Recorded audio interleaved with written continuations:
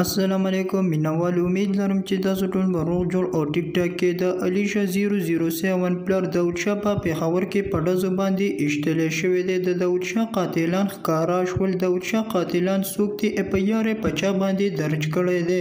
راځئ مینوال موږ سره دا ویډیو اخر پورې وګورئ چې د پوره معلومات نه خبر شئ. که څوک په دې چینل کې نه وي، مهرباني وکړئ سټار کلیک در سره ضرور سبسکرایب کړئ او بره ټالی نشان ووهئ. نورې هر یوه معلوماتي ویډیو به تاسو ته ډیره په اسانتیا سره میلاویږي. د الیشا 007 پلر داود شاه په پېښور کې په ډزو باندې وویشتلی شو. ډیر زیات وویشتلی شو. دغه حساب له په خپو باندې ایشتلی شوی دی او یو ډز په خېټه باندې.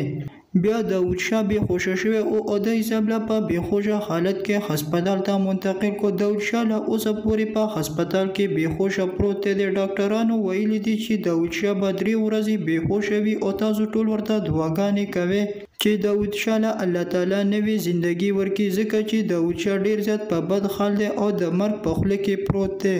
بیا د الیشا 007 مور سونیا شاه په لایو ویډیو کې راغله او د حساب له د خپل خاوند قاتلان یې ښکاره کړل. د داود شاه قاتلان چې کوم دی صدر اکبر خان دی او جان خبیب دی. سونیا شاه ویلي دي چې دوی موږ له مخکې هم ډېرې زیاتې دمکیانې راکړې او اوس یې راباندې د حساب له قاتلانه حمله وکړله.